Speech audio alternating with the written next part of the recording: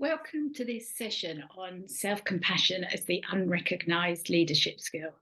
My name's Marion Hewitt, and this became, I think it's become kind of a mission really, actually raising awareness of the power of self-compassion and how it can enable us to be the best version of ourselves, help us resource ourselves in a way that helps us in all areas of life. But particularly today, I want to think about leadership and how it can add to our leadership competencies. My background is many years in HR, and I developed an interest in sort of well-being from the wider perspective in more recent times. And my perspective of well-being is about any element of our experience of work has the ability to impact our well-being. So it's not just about the more traditional well-being initiatives, although they have value. It's recognizing that we are always influencing our well-being. And self-compassion becomes part of that. It's part of our psychological health, and therefore it becomes relevant. Alongside that, I do mental health first aid training skills. I have a program called Unleashing You, and I did some research around self-compassion a couple of years ago, which I'll cover a bit more in due course. But what I'd like to talk about now, what do we mean by self-compassion?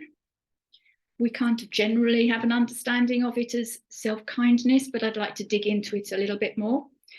Then look at the evidence of the benefits of self-compassion. Obviously you have an interest, that's why you're listening, but I want to really convince you that there is clear evidence of the benefits of developing it. We're also going to explore the barriers, because understanding that it's good for us can not necessarily equate to being able to suddenly adopt a greater level of self-compassion towards ourselves. But we will look at ways that we might do that.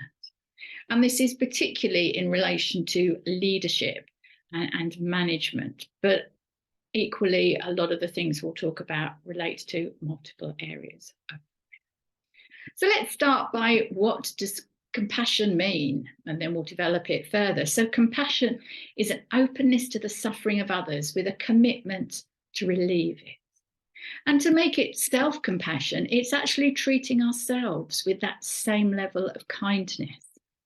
And that's the definition given by Neff. And she's very much the thought leader in this area. She created the self-compassion scale, which is the measurement that's used overwhelmingly in all research and is known to have a very high level of reliability.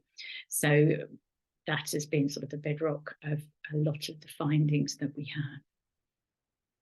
But another perspective of it, it is similar, but it's just articulated differently. This is from Germer, and he defines self-compassion as the capacity to comfort and soothe ourselves and to motivate ourselves with encouragement when we suffer, fail, or feel inadequate. So it's recognizing that things can be difficult. It's not saying that things aren't hard, but actually it's being kind to ourselves when that happens. Let's break it down a bit further into the factors that comprise self-compassion. And these are the 6 elements that are measured within the self-compassion scale. And on the left, we have those that are aligned to self-kindness. And on the right, those that are linked to self-coldness. So they work in pairs, and we want to be looking at how we can increase the behaviours linked to those on the left, the self-kindness, and reduce those ones on the right linked to self-coldness. And they're kind of self-explanatory, the first 2. And that is about being kind to ourselves, treating ourselves as someone that we care about when we are finding things difficult or failed or suffering, rather than judging, criticising and ignoring our pain. How many of us have an inner critic or judgmental, will be telling ourselves off, we'll have this inner narrative that is in a way that is something that we would never speak to somebody else. And then the common humanity against isolations. And common humanity is actually recognising that everybody suffers, everybody finds things difficult. It's not just us, whereas often we can think everybody else is okay, it's just me that's finding this difficult. And then mindfulness versus over-identification. And people have very different responses to the term, the word mindfulness. But what it means here is actually just having a balanced, non-judgmental state. So noticing our thoughts rather than getting totally wrapped up in them, just kind of stopping, noticing and being present. So reflect on those as we go through talking about other elements, and particularly to think about how we might practice it more later on. And a lot of that suggests that self-compassion is always that soft, warm, fluffy behaviour. But further work has identified both a yin and a yang side to self-compassion. And this is about how we are with ourselves, the comforting, soothing, validating behaviours, so that the soft and fluffy ones, if you like. And then other times we have to have a fiercer form of self-compassion. And Neff describes that as akin to behaviours of a mama bear being really protective of her cubs. And it's how we might have to be protecting and providing and motivating out into the world in acts of being kind to ourselves. So how it actually works in practice on a day-to-day basis.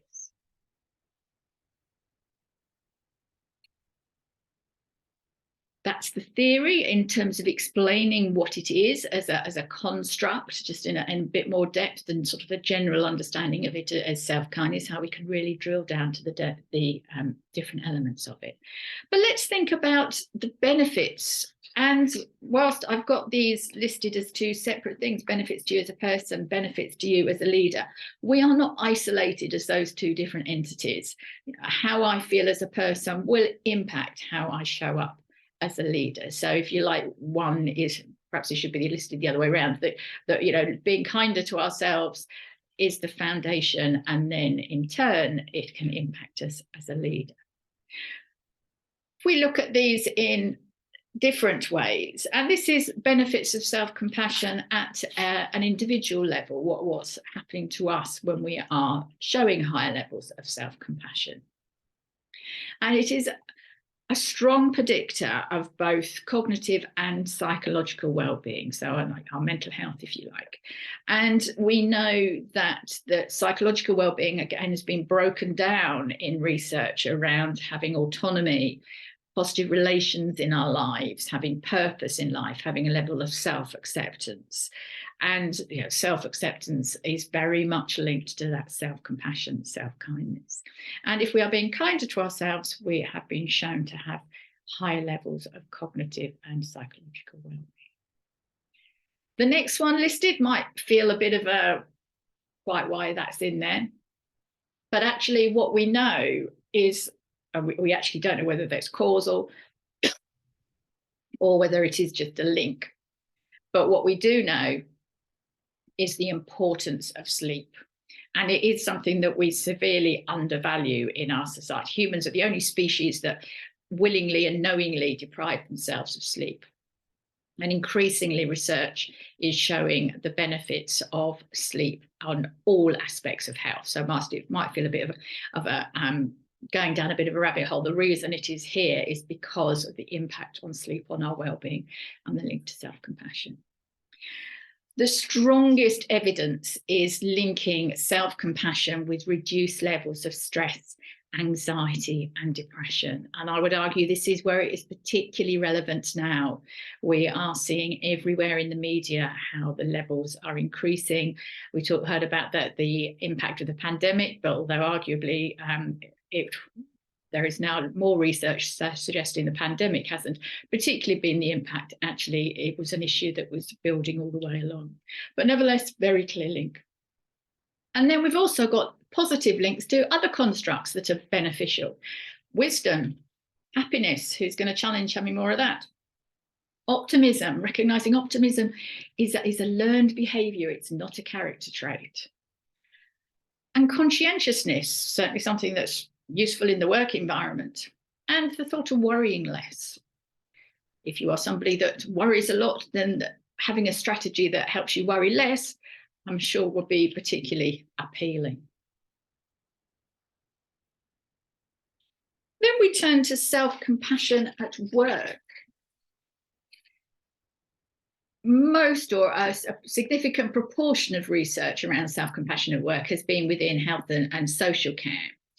However, there's nothing to suggest that findings wouldn't relate to other areas' work.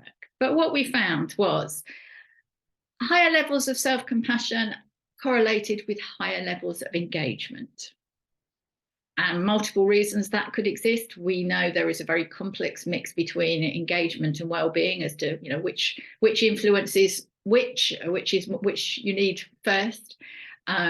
However, we do know that engaging employees is a key strategic people priority at the moment in terms of retention, productivity, and all levels of organisational success. Lower levels of emotional, physical, and cognitive exhaustion. Most of us would take that, having more resources to draw upon, not feeling so tired.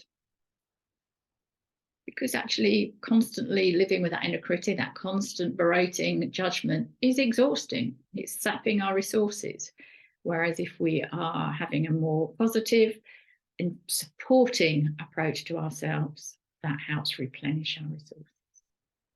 It's been linked to successful goal pursuit and resilience when not achieved. So that's not saying we're not going to be trying hard. It means that we are more likely to achieve it. But actually, if something happens and we don't, it doesn't affect us so much. And that's very much linked to the last item there, the reduced fear of failure. If I'm less frightened of failing, I'm far more likely to be confident to try something. And who knows what we achieve when we actually just go for it. And then there is a link to mastery goals, that improving our skills and competencies in different areas.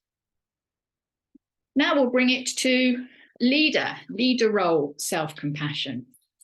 So if you are a leader and you're practicing self-compassion, you have access to all the benefits that we've covered so far.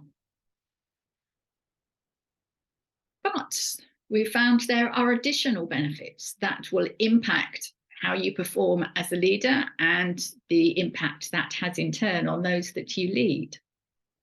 If you are actively role modeling self-compassion, it gives your teams access to those behaviours.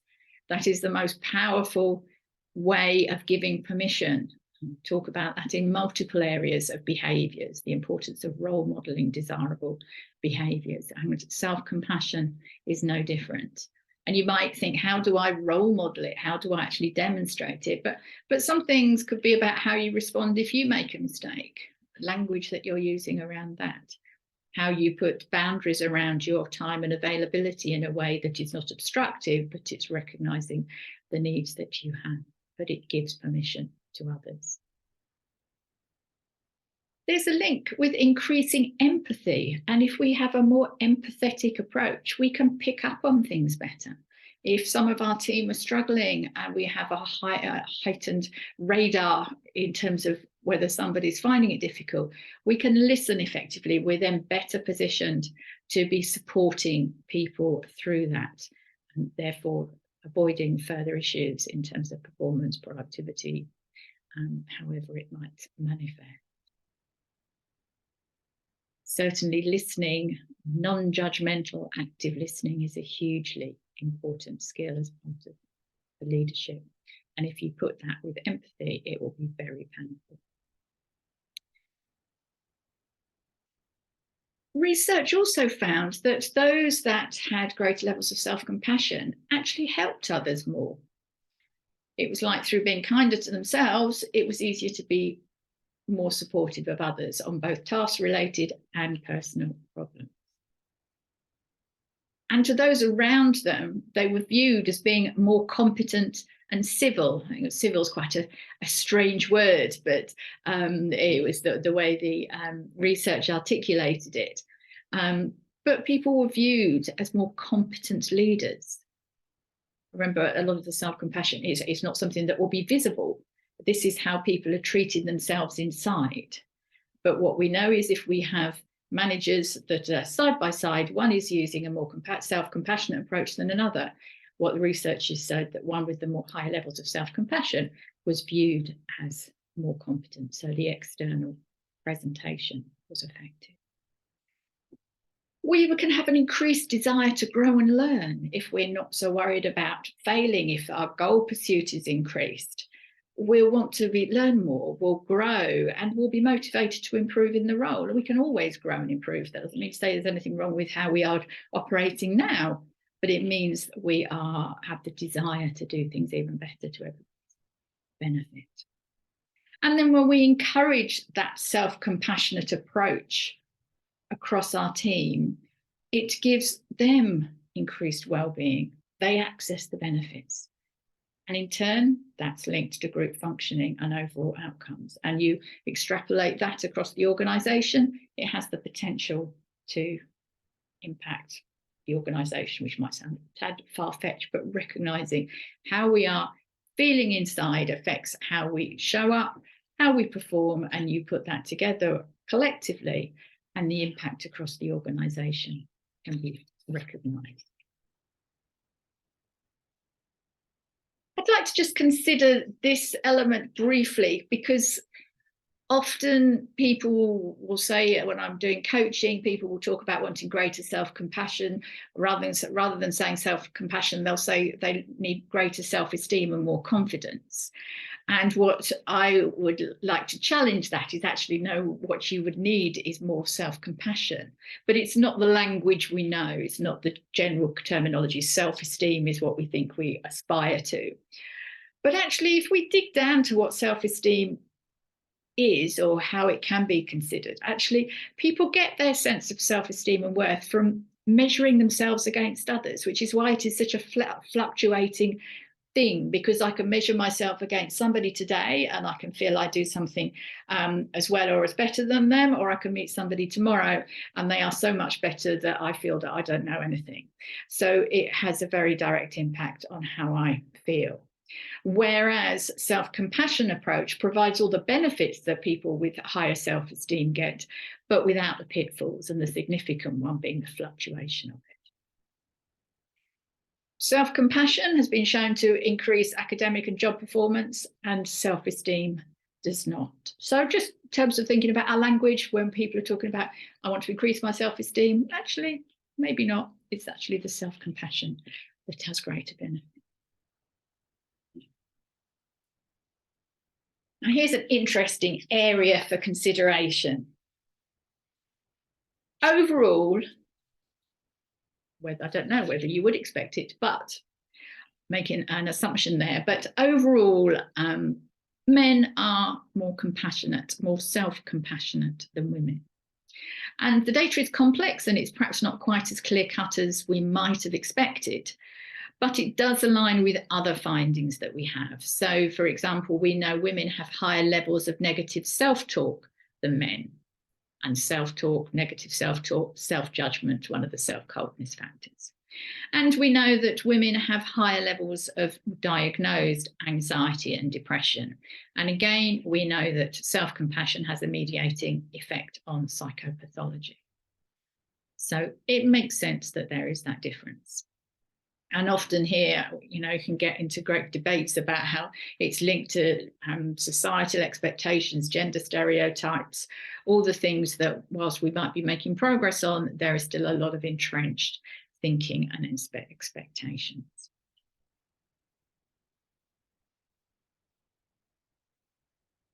Potentially one of the barriers to increasing our levels of self-kindness, self-compassion, it has a bit of an image problem. It's often viewed as being something selfish and self-indulgent.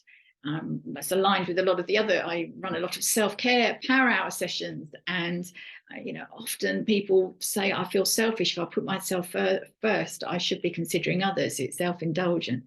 But actually, if we know that looking after ourselves, being kind and gentle and understanding to ourselves actually enables us to be in a better place to do the same for others and to have more resources to do everything else. It's not about sugarcoating. It's not about ignoring things that go wrong. It's about acknowledging that things happen, but that doesn't identify us. That's not who we are. It's a mistake happened. Yes, that was difficult to cope with. What can I learn from it? What will I do differently? And it's definitely not just positive affirmations. It's not just empty comments that will change how we think. We have very effectively, firmly entrenched thought paths that we have to very consciously work to change. So just reciting some positive affirmations doesn't do it. And it's not a pity party. It's not about wallowing in those feelings of not doing things well or feeling sorry for ourselves. It's acknowledging them and moving on from that awareness. And when I did the research a few years ago, a couple of years ago now, it was looking at the understanding and demonstration of self-compassion amongst female HR professionals. And I particularly chose that group because my background, as much as anything, and I was interested in how to support the profession, and also linked to the gender differences and knowing there's a higher proportion of female HR professionals than male, but the balance shifts at a higher level. So it's 84% across the whole population. It reduces to 64% women at the more senior level. So whilst very wary, cannot generalise the findings, it was an interesting perspective to look at. However, what came across was three very distinct themes: low self-worth, putting others first, and striving for better. And many talks, sessions, training events I've done since has suggested that those findings are recognised by many people. So I'm increasingly confident that those themes were not in isolation. And some of the quotes that people were giving me, it was just really sad when we actually thought about it. These were competent, capable, senior, friendly, professional people. And they had these really harsh narratives going on inside. And, the thought that somebody was, the more successful they became, the bigger the fear of failure, the more they were beating themselves up.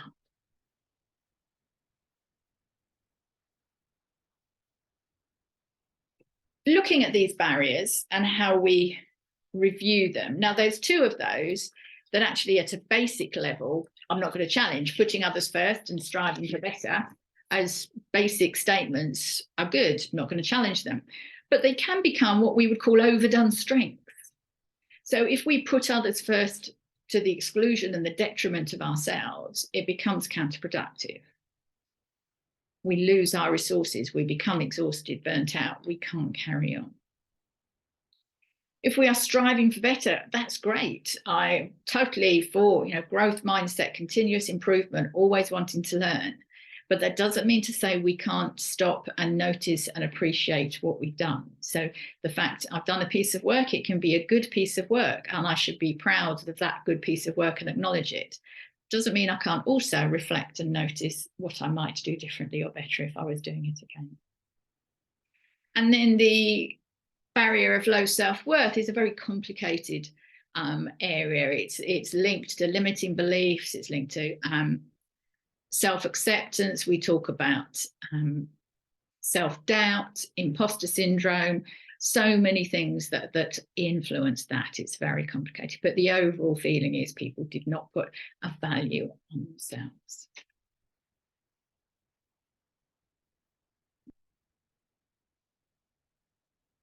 I've gone through quite a few things quite rapidly to give you an insight into self-compassion, what it actually means, how you define it, how it's broken down into the 6 factors, how we have self-kindness behaviours and self-coldness behaviours, and how we want to increase those of kindness and reduce those of coldness.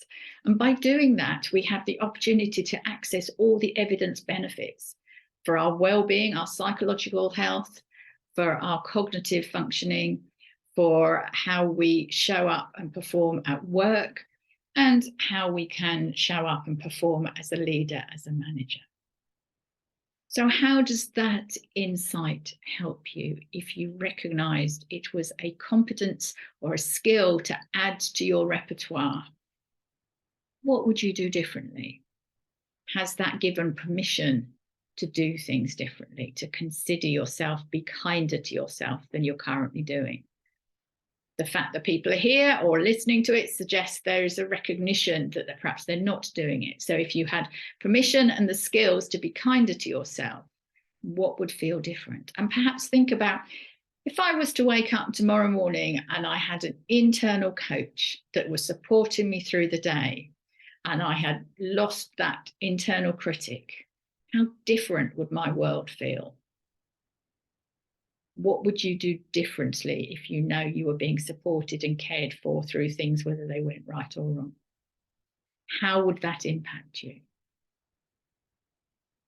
And then moving it on to think, in turn, how does that impact those you lead? We saw how a lot of it is actually role modeling those behaviours actually gives very explicit permission for others to do the same. We often have that issue in roles. We think we've given sort of the implicit permission. We think people know they can do something, but actually if they see somebody else role modeling it, it gives the very real permission for people to adopt those behaviours. So maybe think about that. And if, as I hope, you now recognise that there's a benefit to having greater levels of self-compassion. Like I said at the beginning, I think I've become on a mission around this area, albeit I've still very much a work in progress, as we all are. But we can develop greater self-compassion. And whilst there are lots of different tools and techniques and things that I use in training and coaching, there's a couple of things I would encourage you to take away as reflections. The first one is just stop and notice your thoughts. So much of our thinking is unconscious. We have a conscious mind and unconscious mind. The unconscious mind is multiple times more powerful than the conscious mind. The conscious mind processes plus or minus 9 bits of information per second. The unconscious mind, thousands and thousands. Our brain has to be efficient. It can't consciously make every decision. When you're picking up a coffee, you can't be consciously deciding which order of muscles you're going to be using to pick your mug up and all those parts of it. However, sometimes those well-worn paths of memory can not be helpful. So we have to be aware of them, and then we can change them.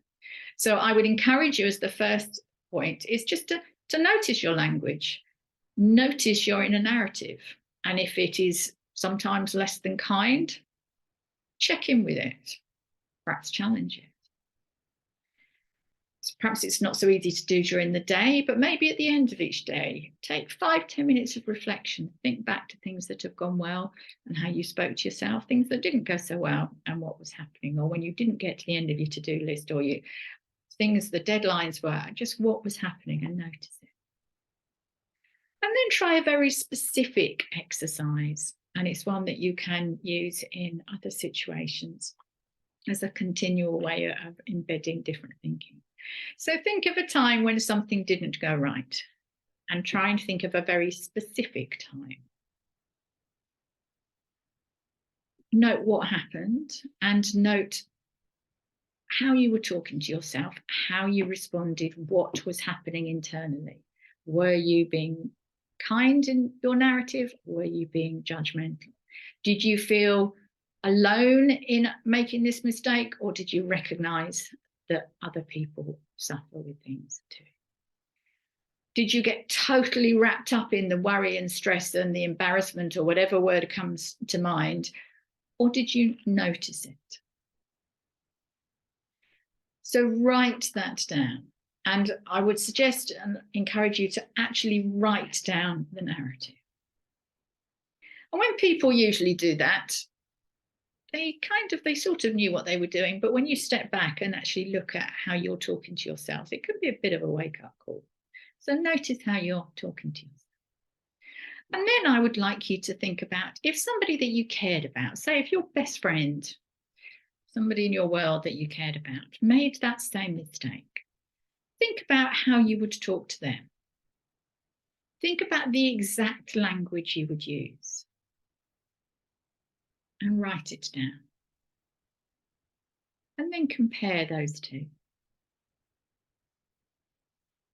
Usually, when people have done this exercise, they get a bit of a shock at the difference, and they find that they are often speaking to themselves in a way they wouldn't dream of speaking to somebody else. So just start to notice, and then you can challenge and reframe and think about speaking to yourself in the same way as you would speak to a friend.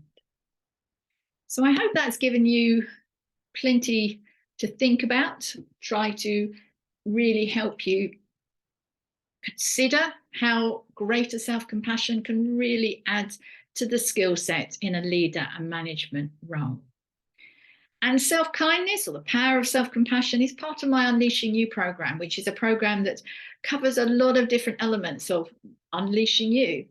And where it is different to other programs is actually it ticks boxes for the wellbeing strategy, personal growth and performance, management and leadership training. And there aren't many programs that can do that. It is approved by the ILM, recognising the outcomes align with the desirable management and leadership competencies. And I also know from historically many years within corporate world, actually, if you're looking at investing in employees, it can be challenging. There's usually very limited budget, but it's usually much easier to get it for management and leadership development than it is for some of the other more personal growth and wellbeing areas. So this gives an opportunity.